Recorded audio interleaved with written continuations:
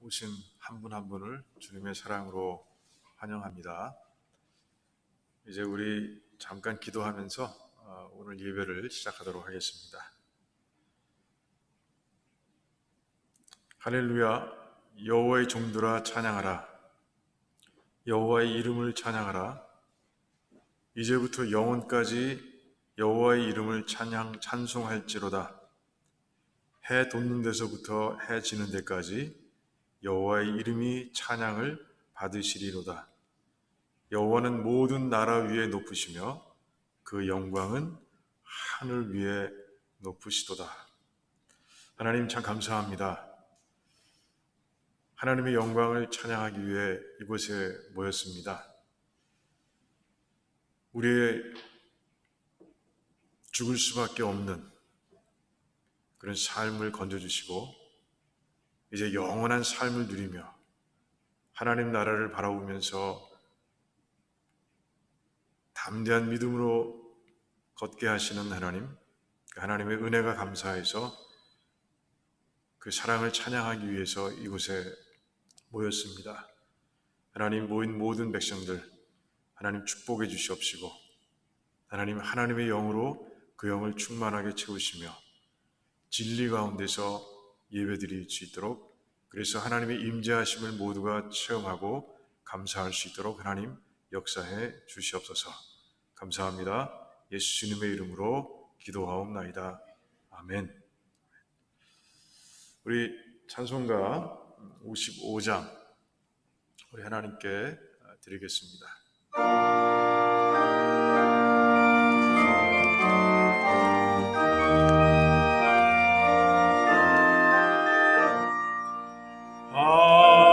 하나님의 크신 사랑 하늘에서 내리사 우리 맘에 항상 계셔 온전하게 하소서. 우리 주는 자비하사 사랑 무한하시니 두려워서 떠는 자를 구원하여 주소서. 걱정 근심 많은 자를 성령 강화하시며 복과 은혜 사랑마다 평안하게 하소서. 처음과 끝이 되신 주님 항상 인도하소서. 마귀 유혹 받는 것을 속히 끊게 하소서. 전능하신 아버지여 주의 능력 주시고 우리 맘에 임하소서. 떠나가지 마소서. 주께 영광 항상 돌려 전사처럼 섬기며 주의 사랑 영영토록 찬송하게 하소서. 우리들이 거듭나서 흠이 없게 하시고 주의 크신 구원받아 온전하게 하소서. 영광에서 영광으로 천국까지 이르러 크신 사랑 감격하여 경배하게 하소서.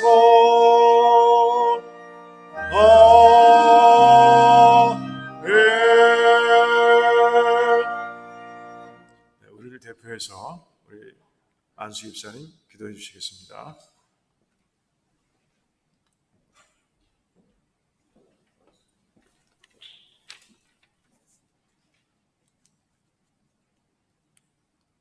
참 좋으신 하나님 아버지, 이 시간 하나님의 이름을 높이 찬양합니다. 힘들고 어려운 상황 가운데서도 지금까지 저희들을 지켜주시고 보호해 주셔서 9월 첫째 주 성찬 주일로 예배드리게 해주심을 아버지 참 감사드립니다. 아버지, 이곳에 임재하셔서 저희들의 드려지는 예배를 기쁘게 받아 주시옵소서. 오늘 예배에 참여한 성도들의 심령 가운데 임재하셔서 참 평강을 주시고 아픔을 치유하여 주옵시고 세상의 문제들을 해결하여 주시옵소서. 아버지, 무엇보다도 은혜를 사모하며 갈급해하는 심령으로 진리와 영으로 드리는 온전한 예배되게 하여 주시옵소서. 아버지, 한 주간 살면서 저희들 알게 모르게 지은 죄도 많이 있었음을 고백합니다. 아버지, 국밀히 여기시사 주님의 보혈의 피로 깨끗이 하여 주사 용서하여 주시옵소서. 더불어 반복되는 죄를 짓지 않는 은혜를 간구하오니 주님 도와주시옵소서. 사랑의 주님, 오늘 거룩한 성찬 예식을 통하여 주님 앞에 깨끗함을 주시고 정결함을 주시옵고 주님으로부터 새 힘을 얻어서 이 땅 가운데 살면서 복음 전파의 귀한 삶을 사는 우리 모두가 되게 하여 주시옵소서. 아버지, 오늘 주님의 말씀을 들고 단위에 서신 담임 목사님, 성령의 능력으로 강하게 붙드셔서 선포하는 말씀이 살았고 운동력이 있어 나태해진 우리들의 심령에 불을 붙이는 말씀이 되게 하여 주시옵소서. 아버지, 몸이 연약해서 힘들어하는 우리 고통받는 성도들이 있습니다. 능력의 하나님 아버지, 주님의 강하신 팔로 붙잡아 주셔서 치유하여 주옵시고 일으켜 세워 주시옵소서. 아버지, 또한 주님의 몸된 교회를 위해 힘쓰는 손길들 기억하시사 은밀한 중에 우리의 중심을 보시는 주님께서 갚아 주시옵소서. 이 시간 주님께 예배드리는 모든 하나님의 백성들에게 성령님의 임재를 경험하는 시간이 되기를 간절히 바라옵고 원하옵나이다. 우리에게 기쁨과 소망과 평안을 주시는 우리 주 예수 그리스도의 이름으로 감사드리며 기도드리옵나이다.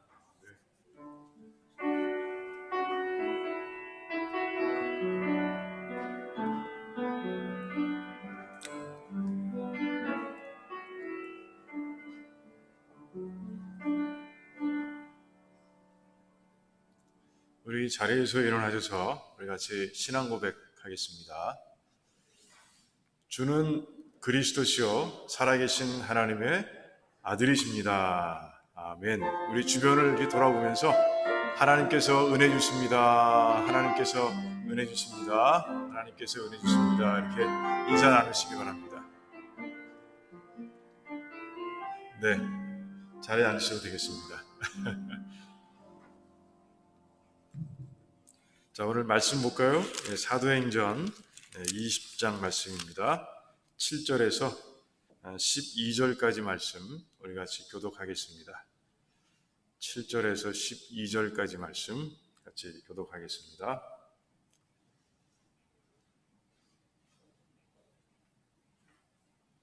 안식 후 첫날에 우리가 떡을 떼려 하여 모였더니 바울이 이튿날 떠나고자 하여 저희에게 강론할세 말을 밤중까지 계속하며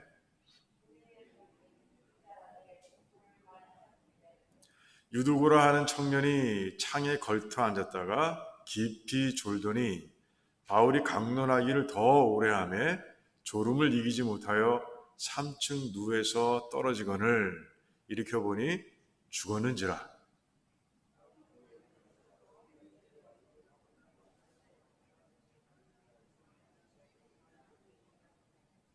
올라가 떡을 떼어 먹고 오랫동안 곧 날이 새기까지 이야기하고 떠나니라.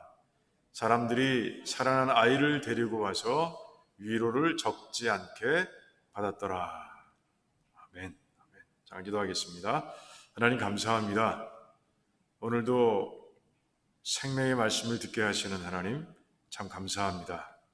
이 말씀이 우리의 삶 가운데 심겨지고 이 말씀을 통해서 변화가 일어나는 놀라운 역사가 우리에게 임할 수 있도록 도와주시기를 원합니다. 하나님은 살아계십니다.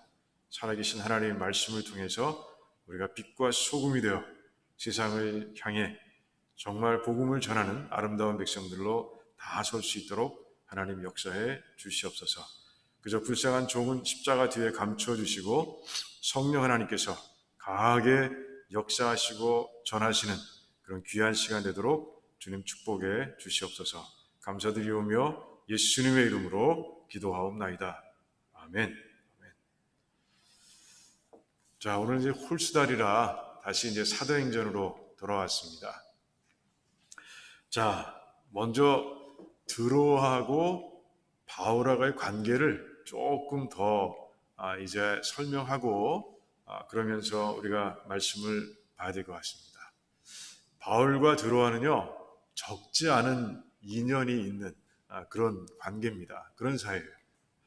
3번이나 인연을 맺습니다. 첫 번째는요, 이제 2차 선교 여행 때 이제 맺게 되는 것이에요. 어떤 일이 있었느냐? 이제 바울은 자기 계획을 가지고 2차 선교를 시작했습니다. 아시아에서 복음을 전할 수 있을 것이라고 믿고 왔는데 성령 하나님께서 계속 자신의 길을 막는 거예요. 그런 가운데 어디까지 왔느냐? 드로아까지 온 거예요. 그러니까 바울은 지금 모든 걸 포기 상태, 그러니까 어디로 가야 할지 모르는 방향을 잃은 채, 방향 감각을 잃은 채 드로아에 온 거예요. 그 드로아에서 근데 하나님께서는 환상을 통해서 어디로 가야 할지를 아주 분명하게 보여주셨어요. 마게도니아 사람이 나타나고 건너와 우리를 도우라 하는 그 환상 속에서 바울은 이제 드디어 목적지를 발견한 거죠.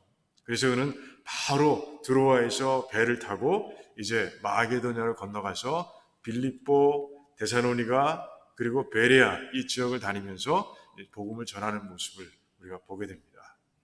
그러니까 첫 번째 인연은 잠깐 스쳐가는 곳이었지만 그래도 환상을 본 그런 아주 굉장히 인연이 있는 그리고 의미가 있는 그런 장소였어요.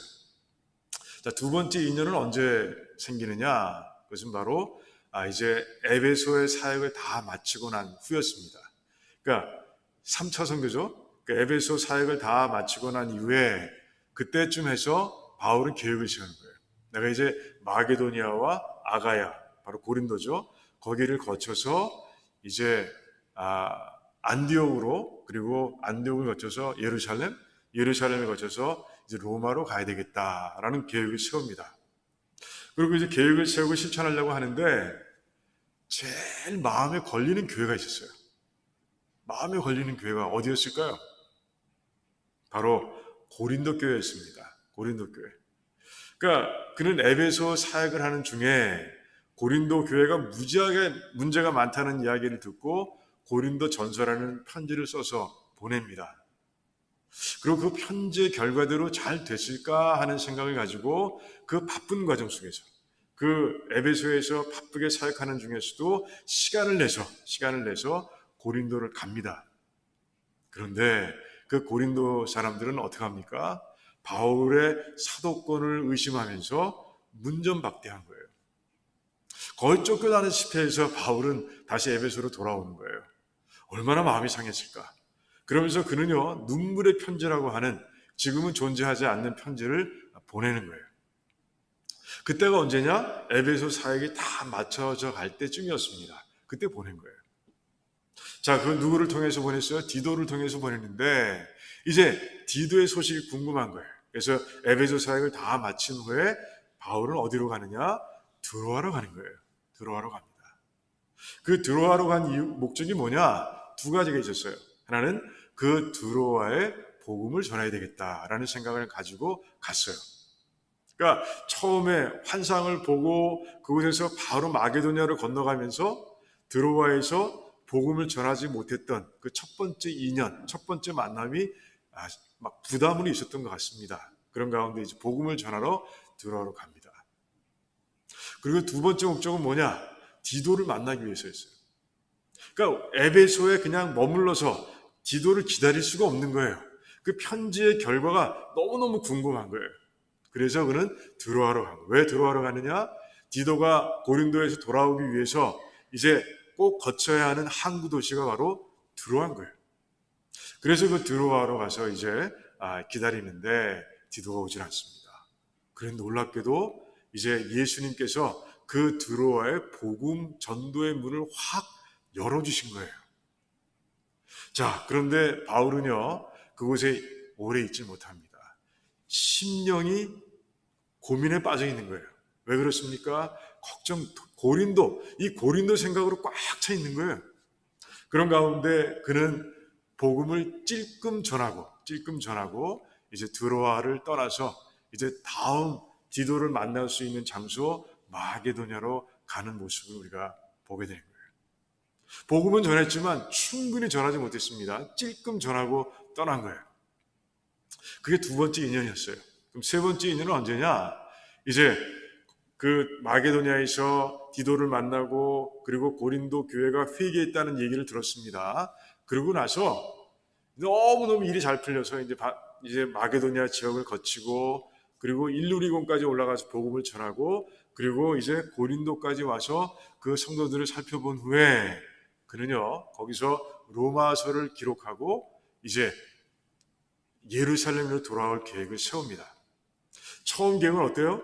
그 고린도에서 배를 타고 처음 자기 선교를 보냈던 안디옥 교회로 가서 그 안디옥 교회에서 머물다가 이제 예루살렘으로 돌아올 그런 계획이었습니다. 그래서 거기서 이제 로마로 가겠다는 거죠.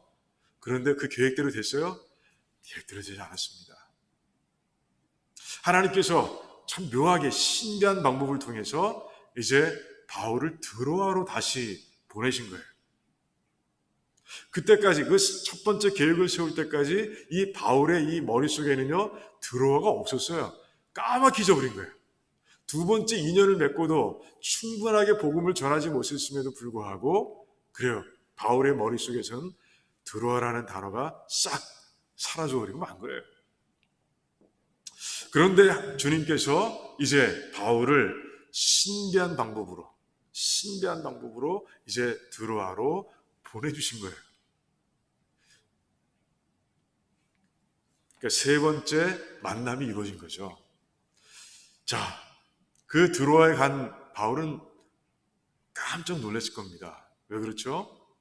자기는 그 두 번의 인연 속에서 충분하게 복음을 전한 적이 없어요. 찔끔 복음을 전했다? 이렇게 표현하는 게 맞을지 모르겠어요. 그런데 교회가 서 있는 거예요. 교회가 서 있는 거예요. 예배를 드리는 교회가 서 있는 거예요. 얼마나 놀랐을까? 얼마나 감사했을까 하는 생각이 들어요. 그런 가운데 바울은요, 큰 깨달음이 왔을 거예요. 더 깊은 깨달음이라고 표현하는 게 맞을지 모르겠습니다. 아, 구원의 문을 여시는 분은 하나님이시구나. 이 영혼을 여시고 그 영혼들을 구원으로 인도하시는 분은 내가 아니라 하나님이시구나 하는 것을 더 깊이 깨달았을 거예요. 더 깊이라는 표현을 제가 쓰려고 하는 이유는 뭐냐 하면 그가 몇 달 전에 쓴 고린도 전서에서 그가 그런 표현을 하고 있기 때문에 그래요. 한번 같이 읽어볼까요? 고린도 전서 3장 6절과 7절 말씀을 한번 같이 읽어보도록 하겠습니다. 같이 큰 소리를 읽겠습니다. 나는 심었고 아볼로는 물을 주었으되 오직 하나님은 자라나게 하셨나니 그런즉 심는 이나 물 주는 이는 아무것도 아니로되 오직 자라나게 하시는 하나님뿐이라 이렇게 고백하고 있는 거예요. 그러니까 자기가 복음의 씨를 뿌립니다. 그리고 아볼로가 열심히 가르쳐서 물을 줍니다. 하지만 그 영혼 가운데서 이제 역사하시는 분, 그를 구원에 이르게 하시고 그를 성화의 과정에서 성장케 하시는 분은 하나님이시라는 것을 그가 분명히 깨달았어요. 그런데 이 드로아에 와서 더 깊이 깨닫게 된 것이죠. 아, 진짜 그렇구나. 진짜 영혼을 구원하시는 분은 하나님이시구나 하는 것을 이제 바울은 깊이 깨달은 것이에요. 바울은 아마 그 이후의 사역이 또 달라졌을 겁니다. 이제 정말 더 겸손해졌을 거예요. 복음을 전하는 그의 태도가 더 겸손해지고 더 진지해졌을 거예요. 자, 전도의 소명은 바울에게만 주신 거 아닙니다. 예수님께서는 모든 성도들에게, 우리 두란노 식구들을 포함한 모든 성도들에게 복음 전파의 사명을 주셨어요. 주님께서 이 땅에 다시 오실 때까지 영혼 구원의 사역은 계속 되어야 하기 때문에 그렇습니다. 이 사역을 위해서 우리가 기억해야 될 것이 있는데 그건 바로 드로아의 교회를 우리가 생각해야 한다는 것이죠. 그 드로아에서 하나님께서 일으키신 그 사역을 우리가 기억만 할 수 있으면 우리는 좀 우리가 복음을 전하는 과정 속에서 좀 더 가벼워질 수 있습니다. 더 겸손해질 수 있어요. 왜? 하나님께서 영혼을 구하시는 분은 바로 하나님이시라는 이 귀한 깨달음이 우리의 마음속에 있기 때문에 그렇다는 것이죠. 우리 교회는 지금은 잠깐 쉬고 있지만, 코로나 바이러스 때문에 쉬고 있지만, 우리 교회는 한 달에 2번씩 마켓에 나가서 전도했어요. 아시 마켓에 그 앞에 나가서 전도했습니다. 어떤 사람들은 그런 얘기를 합니다. 목사님도 그러시고 어떤 분들은 그런 얘기를 해요. 이게 과연 효과적인 복음 전도 방법입니까? 라고 묻습니다. 저는 그래도 할 겁니다. 이제 코로나가 잠잠해지고 또 우리는 나가게 되면 우리 전도팀들은 또 그곳에 나가서 복음을 전하게 될 것이에요. 왜 그렇습니까? 복음의 효과라는 것은 하나님이 정하시는 거예요. 그렇잖아요. 하나님이 영혼을 구하시는 거 아니에요. 우리가 부르는 찬양이 담겨있는 그 복음의 메시지, 우리가 전도지를 통해서 전하는 그 복음의 메시지를 통해서 하나님께서 분명히 하나님의 뜻에 따라 하나님의 때에 어떤 사람을 구원하실 거예요. 저는 그건 분명히 믿기 때문에 저와 우리 전도팀들은 다시 그곳에 나가서 복음을 전할 거예요. 효율, 이건 하나님께 정하시는 거예요. 보세요. 오늘 들어와 보십시오. 바울이 정말 다른 생각에 꽉 사로잡혀서 정말 찔끔 흘린 복음을 통해서도 하나님께서는 그 건강한 교회를 세워두시지 않았습니까?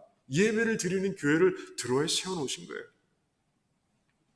저는 매일매일 제 서울에 있는, 한국에 있는 친구들, 또 세상에 흩어져 있는 친구들에게 메시지를 보냅니다.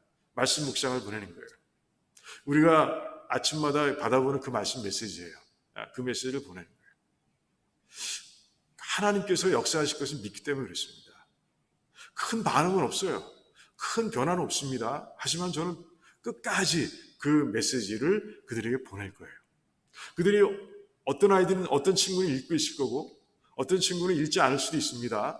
하지만 하나님께서 하나님의 때에 그 보내준 말씀을 통해서 그들의 삶을 바꿔주시고 그들의 삶을 구원으로 이르게 하실 것을 믿기 때문에 제가 매일매일 보내고 있고 그리고 계속해서 보낼 거예요. 그래요. 하나님께서 구원하신다는 거죠. 우리가 전도할 때 이 사실을 분명하게 기억해 두시기 바랍니다. 그래서 여러분들이 있는 자리에서 내가 할 수 있는, 내가 복음을 전할 때 가장 내가 할 수 있는, 그리고 내가 쉽게 할 수 있는 방법들을 생각해 보시기 바랍니다. 그리고 그렇게 전하면 돼요. 그 방법이 어떤 것이든 간에 상관없어요. 말씀만 전할 수 있다면. 왜? 하나님께서 그 말씀을 가지고 역사하실 것이기 때문에 그렇습니다. 그저 우리는 드로아를 기억하면 돼요. 드로아를 기록하면 돼요. 그저 말씀을 전할 수만 있으면 돼 하는 마음으로 이제 말씀을 전하면, 내가 할 수 있는 방법을 사용해서 그냥 전하기만 하면 이제 하나님께서는 그 말씀을 통해서 역사하신다는 것이죠. 그래요.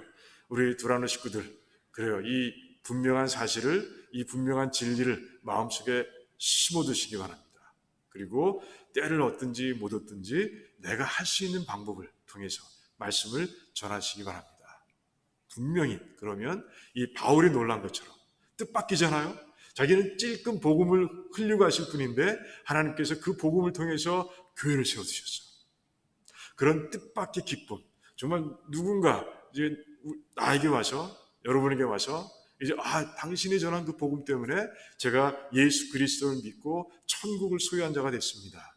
라는 그런 고백을 뜻밖의 듣고 뜻밖의 기뻐하는 그런 여러분들이 되시기를 주님의 이름으로 축원합니다.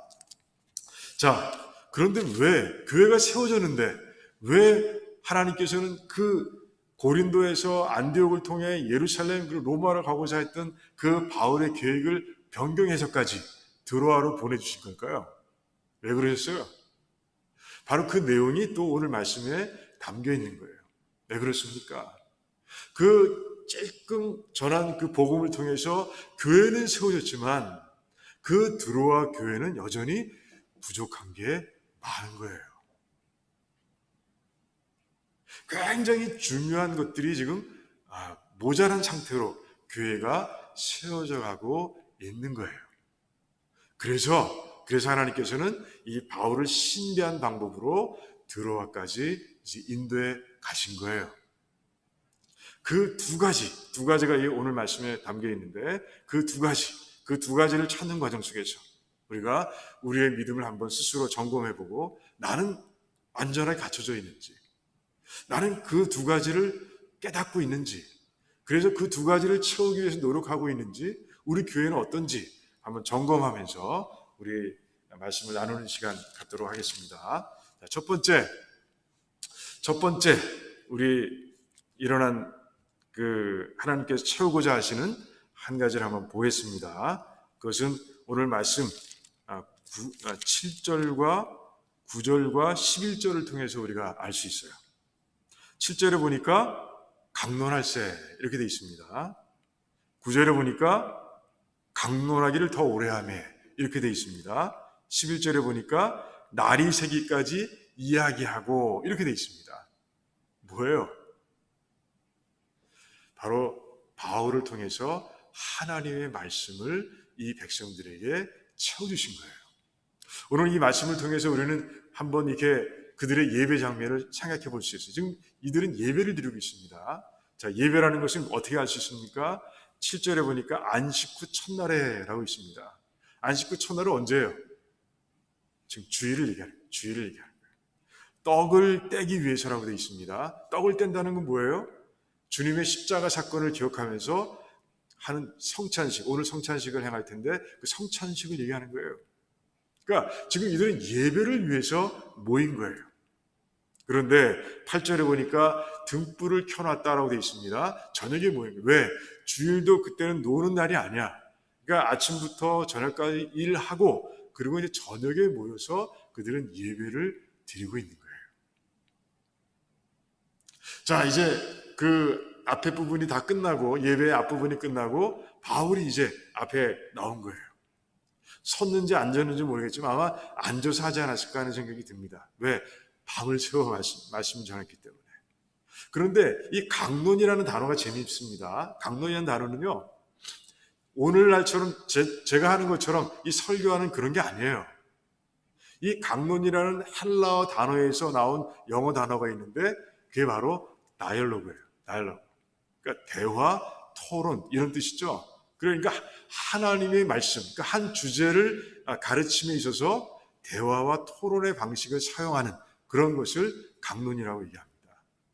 그러니까 바울은 말씀을 전하면서 쉬엄쉬엄 묻기도 하고 그리고 그 질문을 받기도 하고 질문에 대해서 얘기도 하고 그리고 한 주제에 대해서는 토론을 하기도 하면서 이 시간을 이제 보내고 있는 거예요.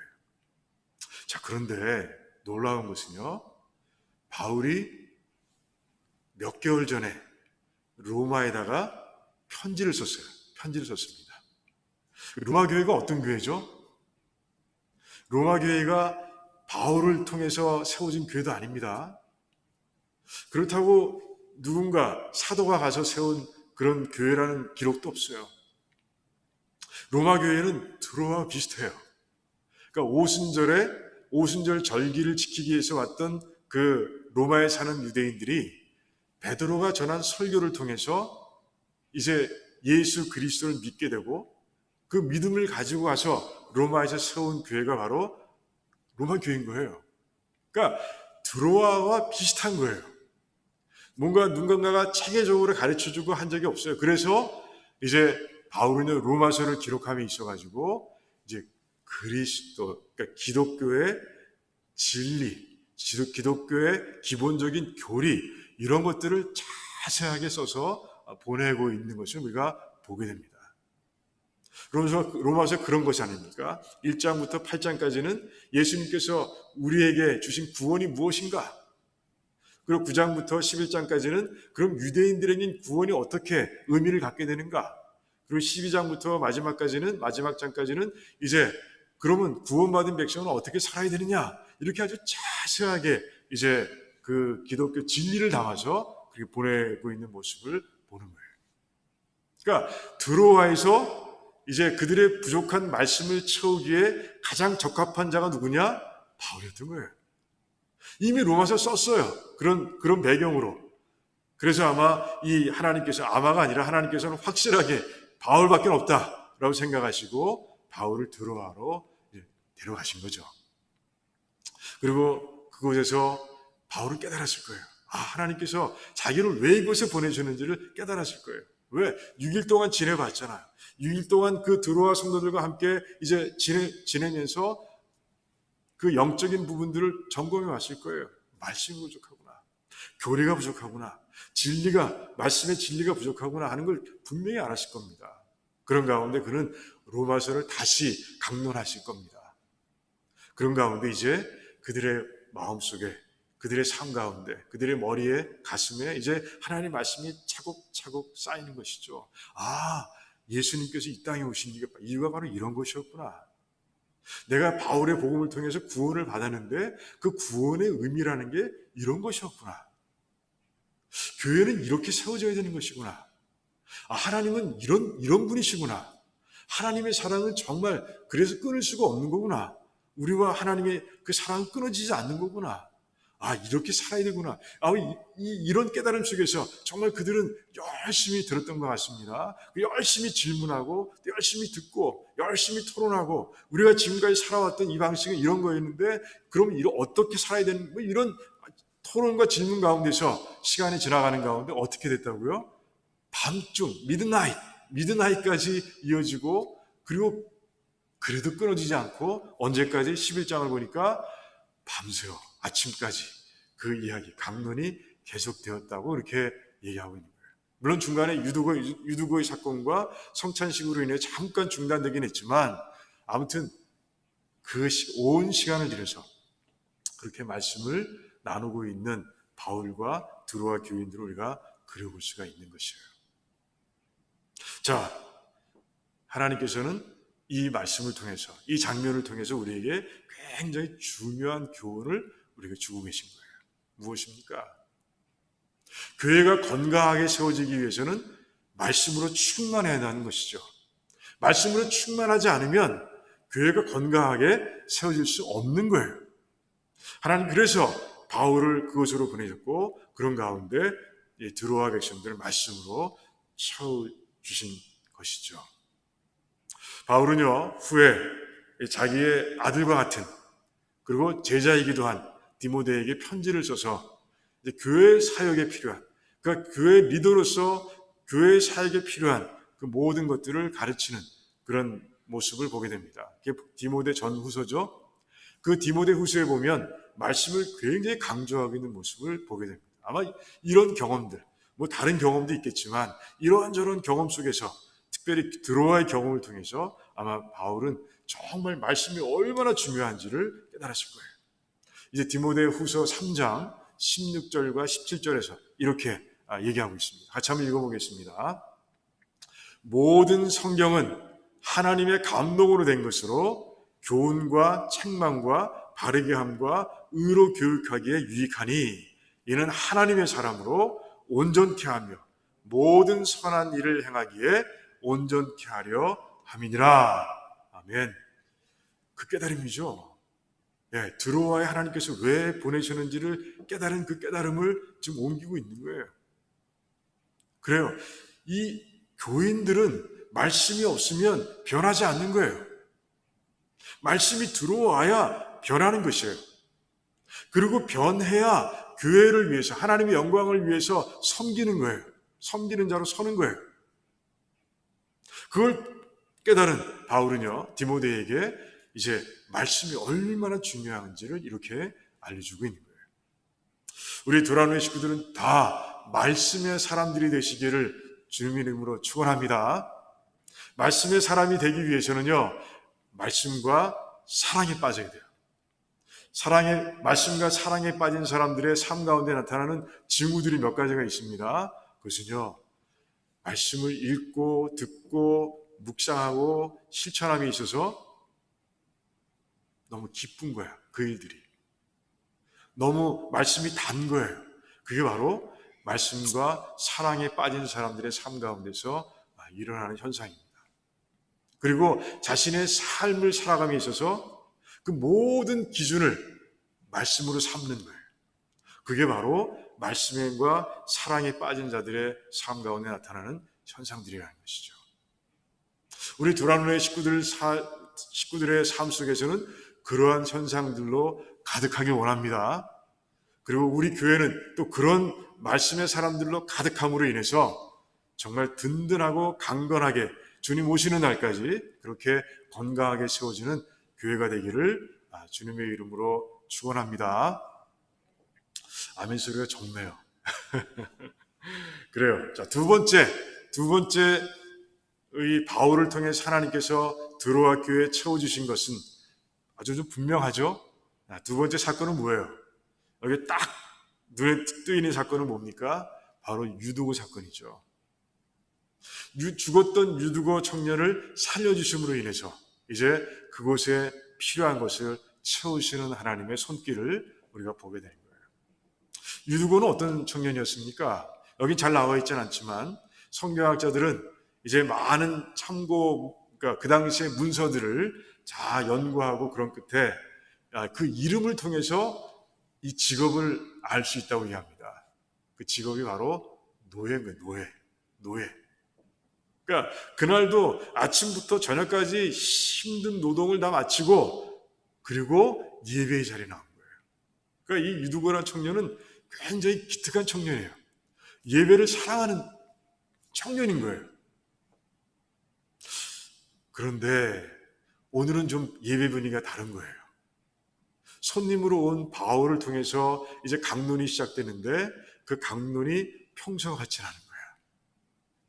시간이 지나도 끊이질 않습니다. 미드나잇이 되었는데, 자정이 되었는데도 끊이지 않습니다. 그런데 그 방에 등불이 많다고 그랬죠? 등불이 막 타고 있습니다. 밝혀야 되니까. 그러다 보니 시간이 지나면서 점점 방 안의 공기가 탁해져 갑니다. 그런 가운데 청년 유두고는 어디로 갔어요? 창으로 가까이 간 거예요. 그래서 창턱에 걸터 앉은 거예요. 때가 언제입니까? 근데 때가 읽진 않았지만 그 빌립보 교회에서 무교절을 지내고 이제 이곳에 넘어온 거예요. 그러니까 무교절을 지났다 한 거 보니까 4월 말쯤인 거예요. 봄이죠. 봄. 자, 봄밤에 그 공기가 어때요? 정말 신선하고 정말 따뜻하고 좋죠. 자, 유두고가 아침부터 저녁까지 노동했습니다. 그리고 지금 자정이 넘은 시간이에요. 창턱에 앉아 있습니다. 창가로 정말 살랑살랑 봄바람이 넘나듭니다. 자, 그런 가운데 유두고 청년이 정말 기분 좋은 잠에 빠진 것 같아요. 기분 좋은 잠에 빠졌지만 한순간 어떻게 됩니까? 결국엔 3층에서 떨어지고 말았어요. 3층에서 떨어졌는데 사람들이 막 달려내려가 보니까 죽어 있는 거예요.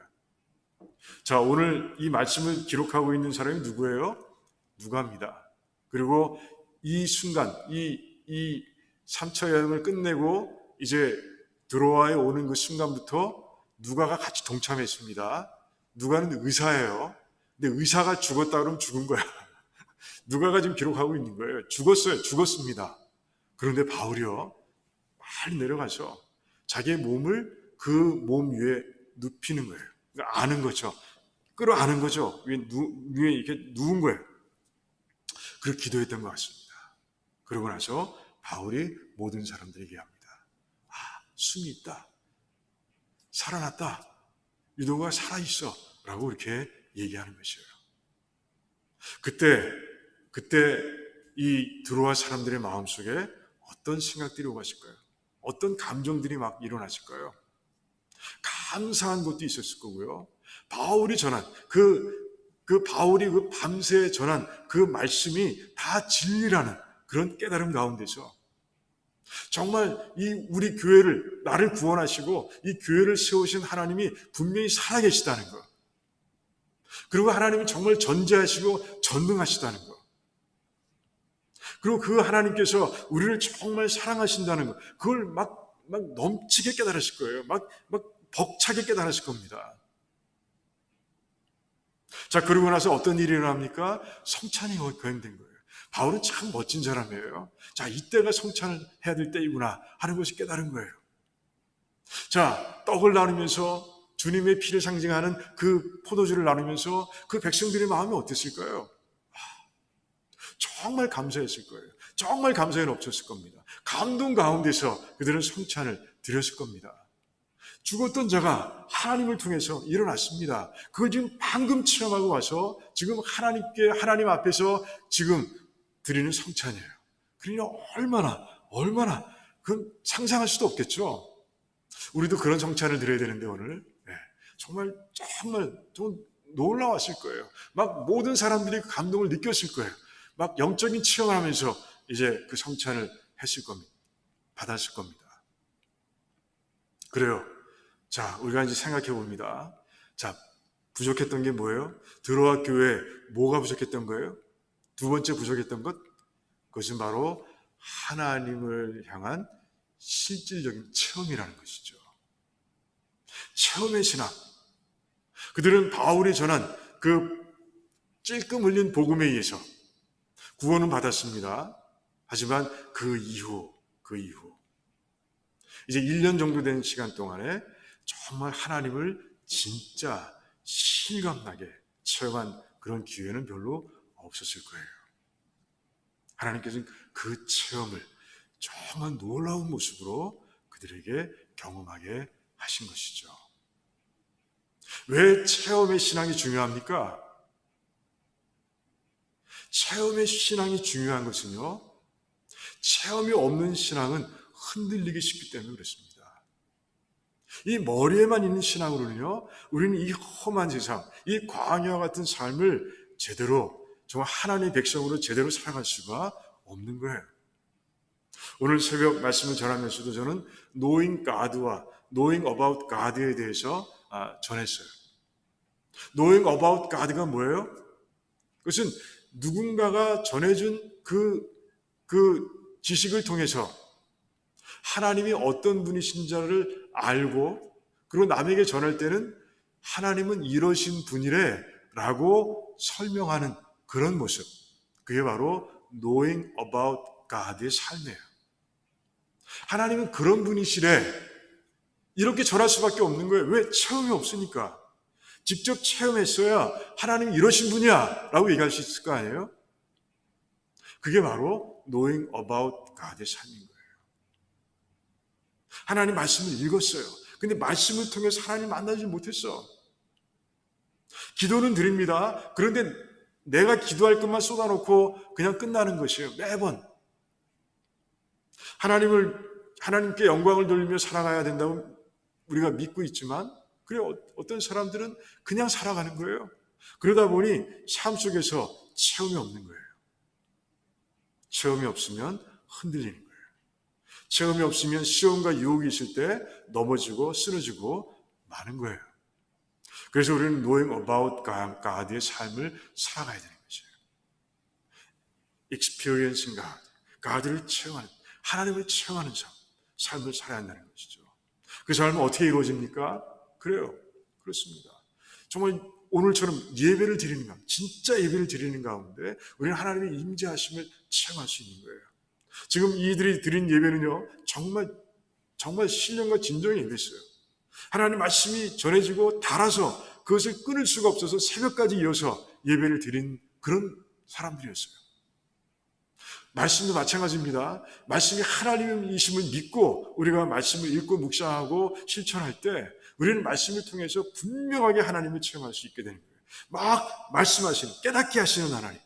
평생 깨닫지 못했던 것들, 평소엔 알지 못했던 것들을 막 깨닫게 하시는 하나님의 그 놀라우신 역사를 우리가 이 영혼 가운데서 체험하게 되는 거예요. 기도도 마찬가지예요. 정말 진정으로 드릴 때, 정말 갈급한 심령, 가난한 심령, 오직 하나님만 바라보고 기도 드릴 때 우리는 기도에 응답하시는 하나님을 우리가 체험할 수 있게 되는 거예요. 그 참이 있는 삶, 그리고 하나님께 영광 돌리기 위해서 나의 전 삶을 정말 최우선, 하나님을 최우선에 살아갈 때 그때 우리는요 하나님의 역사하심을 체험하게 되는 거예요. 그 체험이 있어야 knowing God. 누구에게든지 누가 하나님에 대해서 물어보면, 누가 복음에 대해서 물어보고 예수 그리스도에 대해서 물어보실 때 우리는 정말 그러신 분입니다. 하나님 이러신 분이에요. 제 경험에 의하면, 제 체험에 의하면 그런 분입니다 라고 아주 당당하게 이야기할 수 있게 된다는 것이죠. 저는 우리 두라노의 식구들이 다 그런 체험의 신앙을 가지고 살아가는 그런 성도들이 되시기를 주님의 이름으로 축원합니다. 그래요. 우리 오늘 세 가지를 보았습니다. 정리하면 그래요. 드로아를 기억하며 전도하자. 영혼을 구하시는 분은 하나님. 나는 그냥 전하기만 하면 돼. 정말 내가 가장 잘할 수 있는 방법, 내가 편하게 복음을 전할 수 있는 방법으로 때를 얻든지 못 얻든지 복음을 전하는 사람이 되자. 말씀으로 충만하게 채워지는 삶이 되자. 말씀과 사랑에 빠진 삶이 되자. 그리고 정말 체험신앙을 살아가는 그런 복된 삶이 되자. 여러분이 기억하시고 그대로 살아가면서 하나님께 영광을 드리고 또 매일매일이 정말 초월적이고 완전하고 절대적인 행복을 누리며 가는 아름다운 삶들이 되시기를 주님의 이름으로 축원합니다. 기도하겠습니다. 우리 잠깐 같이 기도할게요. 오늘 말씀이 이루어지길 바라면서 기도하시고, 또한 코로나 시대를 지나면서 나의 믿음이 정금과 같이 되도록, 그리고 또한 우리 서로를 위해서 기도하며 어려운 시기를 잘 이겨낼 수 있도록 우리 같이 잠깐 기도하기를 원합니다. 그 외에도 하나님께서 정말 이 코로나 시대를 빨리 종식시켜 달라고 그렇게 간절히 기도하기를 원합니다. 우리 한 2, 3분 정도 같이 기도하는 시간 갖도록 하겠습니다. 아버지,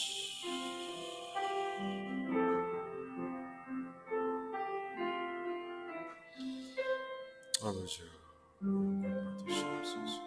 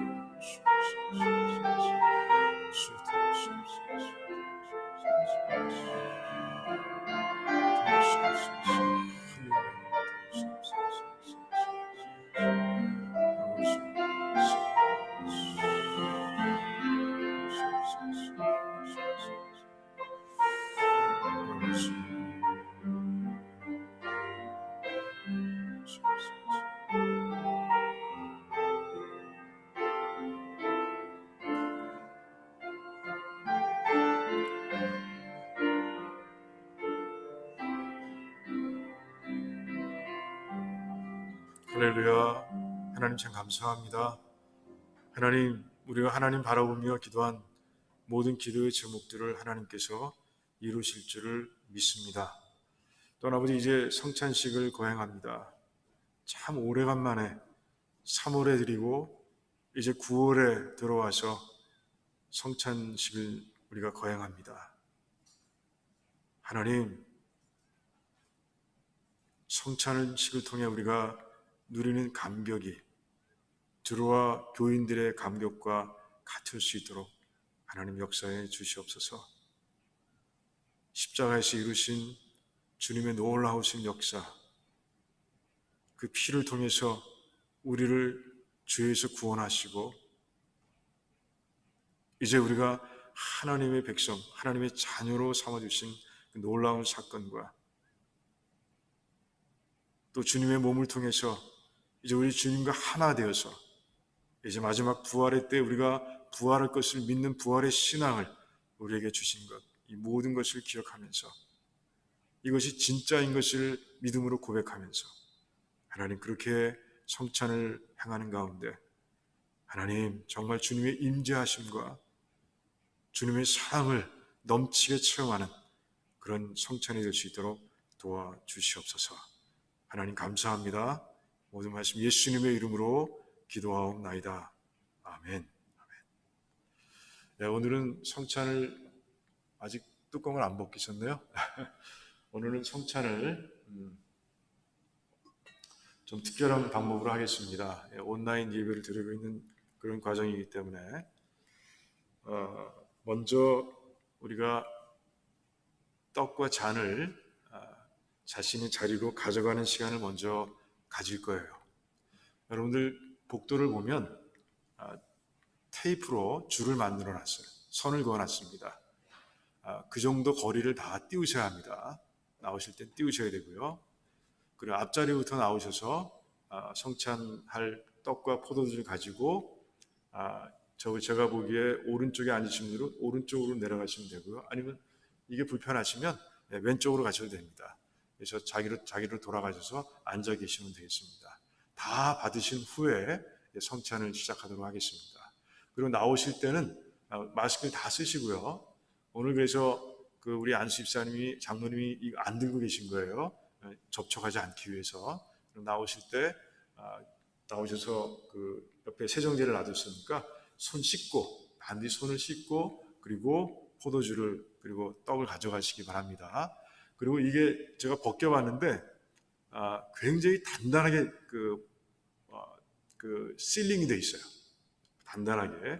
그래서 여러분들 떼실 때 그냥 주의를 요해서 아주 온 힘을 다해서 이렇게 잘 떼셔야 될 거예요. 그러지 않으면 오늘 옷에 신옷 입고 오신 분들이 많은데 옷에 포도주 빛이 들 수 있어요. 그래서 여러분들 하시고, 그래요. 우리 전주하시는 가운데서 여러분 한 분씩 나오셔서 떡과 포도주를 가지고 자리로 돌아가시겠습니다. 그래요. 나오시죠. 앞줄부터 나오십니다.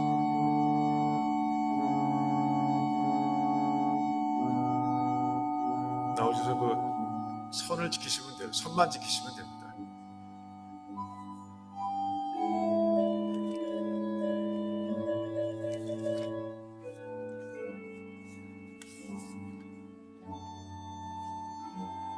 예수께서 이르시되 내가 진실로 진실로 너에게 이르노니 모세가 너희에게 하늘로부터 떡을 준 것이 아니라 내 아버지께서 너희에게 하늘로부터 참떡을 주시나니 하나님의 떡은 하늘에서 내려 세상에 생명을 주는 것이니라.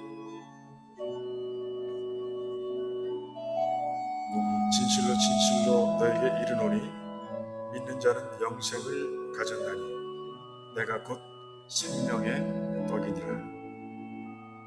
너희 조상들은 광야에서 만나를 먹었어도 죽었거니와 이는 하늘에서 내려오는 떡이니 사람으로 하여금 먹고 죽지 아니하게 하는 것이니라. 나는 하늘에서 내려온 살아있는 떡이니 사람이 이 떡을 먹으면 영생하리라. 내가 줄 떡은 곧 세상의 생명을 위한 내 살이니라. 내가 진실로 진실로 너에게 이르노니 인자의 살을 먹지 아니하고 인자의 피를 마시지 아니하면 너희 속에 생명이 없느니라.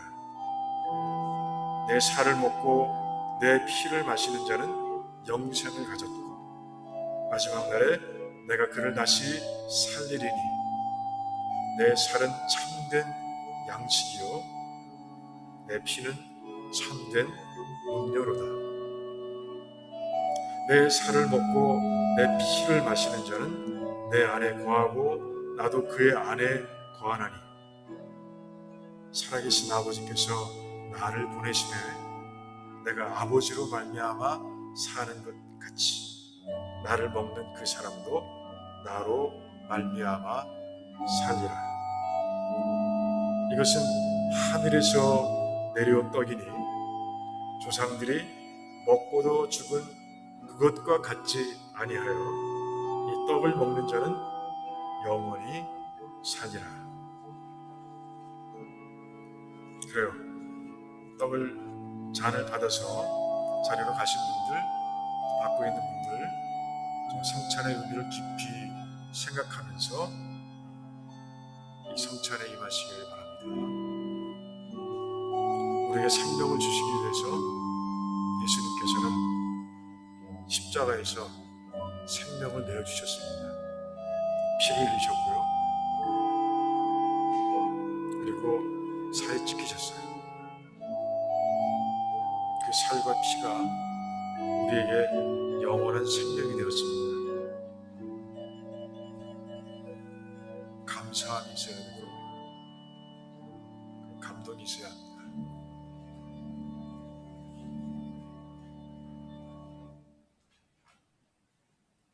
또한 우리가 십자가에서 이루어지신 그 아름다운 평화, 피스를 생각할 수 있어야 합니다. 하나님과 우리 사이의 피스, 그리고 믿는 자 사이의 피스. 사모님 가져가셨어요? 사모님 성찬 가져가셨어요? 나와서 받아가시죠.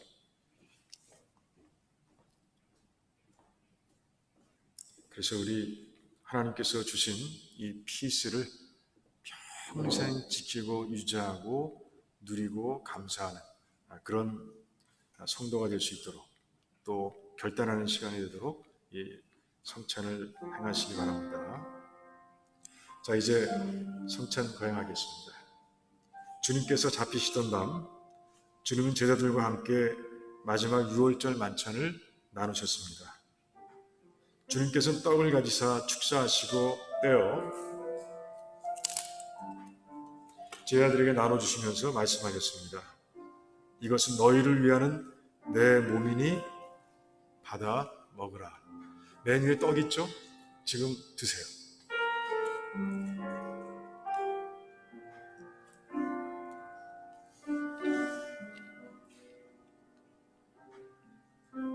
잘 떼셔서 예수님의 몸을 상징하는 떡을 여러분 드시기 바랍니다.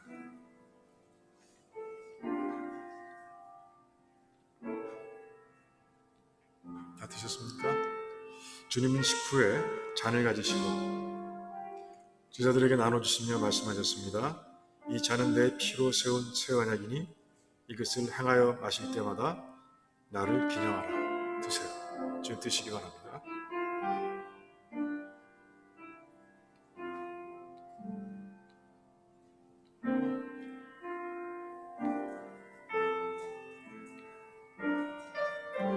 이제 기도하겠습니다. 하나님 참 감사합니다. 온라인 예배를 통해서 많은 분들이 성찬에 직접 참여하지 못했지만 있는 그 자리에서 성찬의 의미를 깊이 생각하면서 이 성찬의 예식에 영적으로 동참한 줄을 믿습니다. 직접 이곳에서 성찬을 행한, 성찬에 동참한 모든 백성들, 그리고 있는 자리에서 성찬에 임한 모든 백성들, 우리 하나님께서 그 영혼을 충만하게 채워주시기를 원합니다. 십자가의 의미를 깊이 깨닫는 시간 될 수 있도록 도와주시기를 원합니다. 내가 하나님의 자녀라는 것을 깨닫고 기뻐하며 천국이 이제 나의 것이 되었음을 감사하며 감동하며 하나님께서 이루어주신 그 수직의 평화와 수평의 평화를 이제 지킬 것을 확실하게 결단하면서 하나님이 성찬을 행한 줄을 믿습니다. 아버지, 이제 그 모든 것들 기도를 통해서 다 이루어달라고 기도하는 가운데 있사오니 하나님 이루어 주시옵시고 다음 성찬의 순간까지 하나님 정말 주님께서 원하시는 아름다운 삶을 살아갈 수 있도록 하나님 모두를 축복해 주시옵소서. 감사합니다. 예수님의 이름으로 기도하옵나이다. 아멘. 아멘. 우리 찬송가 348장 하나님께 드리며 우리 예물 드리시겠습니다.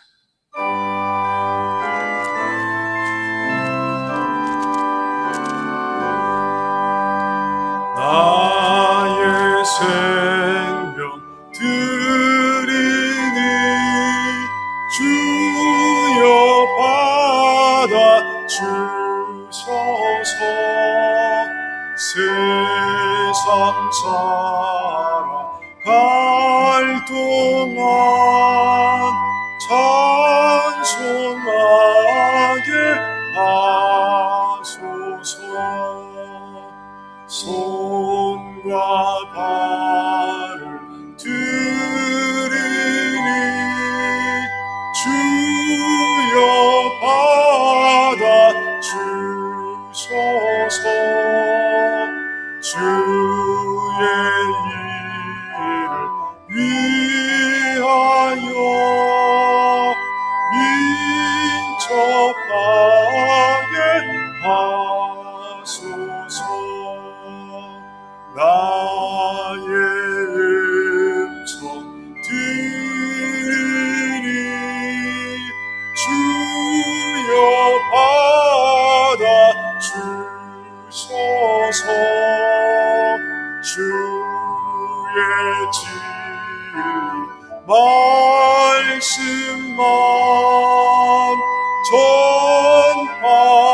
전하게 하소서. 나의 보화 드리니 주여 받아 주소서. 하늘나라 위하여 주 뜻대로 쓰소서. 나의 시간 드리니 주여 받아 주소서. 평생토록 주 위에 봉사하게 하소서.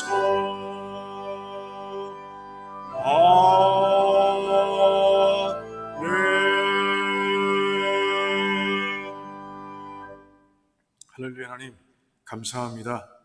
참 모처럼 성찬을 통해서 하나님의 사랑을 다시 한번 체험케 하신 하나님께 감사를 드립니다. 하나님, 일주일의 삶을 돌아봅니다. 참 하나님이 계시지 않았다면 참 견디지 못했을, 이겨내지 못했을 시간들이 얼마나 많은지요. 참 감사합니다. 동행하셔서 우리에게 힘 주시고 지혜 주시고 특별히 우리에게 일용할 양식을 주신 하나님께 참으로 감사를 드립니다. 하나님, 감사해서 하나님께 드려야 할 귀한 예물을 우리 백성들이 드리는 가운데 있사오니 그 진실된 마음을 보시고 우리 백성들을 축복하시되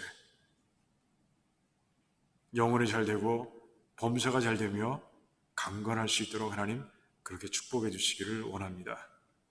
또 아버지 하나님 함께해 주셔서 이 예물이 사용될 때마다 오병이어의 기적이 일어날 수 있도록 도와주시옵소서.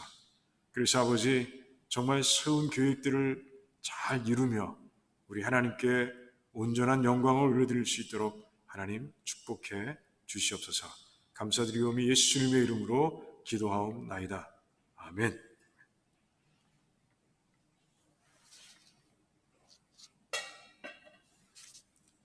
교회 소식 몇 가지 알려드리겠습니다. 오늘은 특별한 소식은 없어요.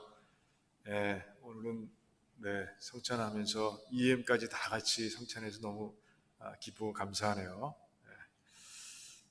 다른 내용들 없고요. 성찬식 오늘 드렸고, 그래요. 별 내용이 없습니다. 늘 드리던 그 내용하고 같습니다. 그래요. 여러분 다 일어나셔서 우리 마지막 찬송 후에 축도로 마치도록 하겠습니다.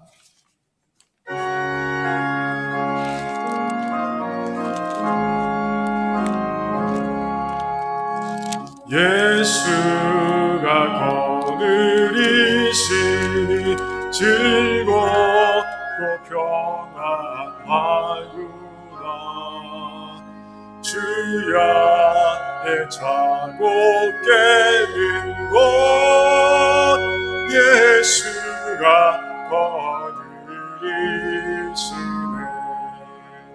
주날 항상 돌보시고 날친히 거느리시네. 두날 항상 돌보시고 날친히 거느리시네. 때때로 괴롭다 때때로 기쁨 누리네. 풍파 중에 지키시고 평안히 인도하시네. 주날 항상 돌보시고 날친히 거느리시네. 주날 항상 돌보시고 날친히 거느리시네. 내 주의 손을 붙잡고 천국에 올라가겠네. 괴로우나 즐거우나 예수가 거느리시네. 주날 항상 돌보시고 날친히 거느리시네.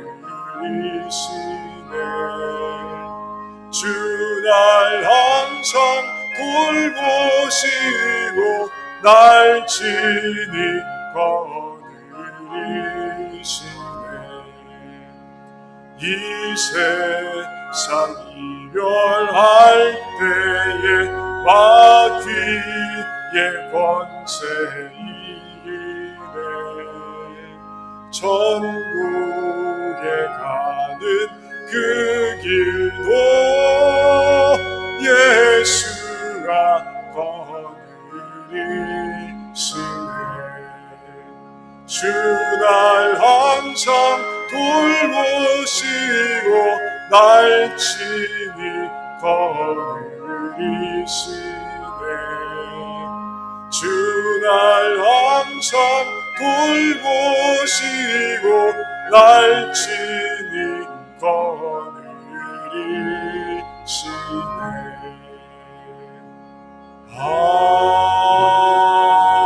아멘.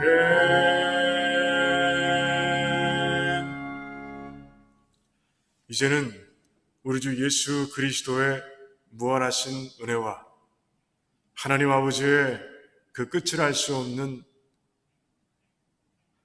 한량없는 사랑하심과 성령 하나님의 교통하시고 교제하시고 감화하시며 능력 주심이 오늘 말씀처럼 주님 정말 우리에게 맡겨주신 그 전도의 소명, 말씀을 전하는 그 일, 생명을 마치는 순간까지 감당하겠습니다.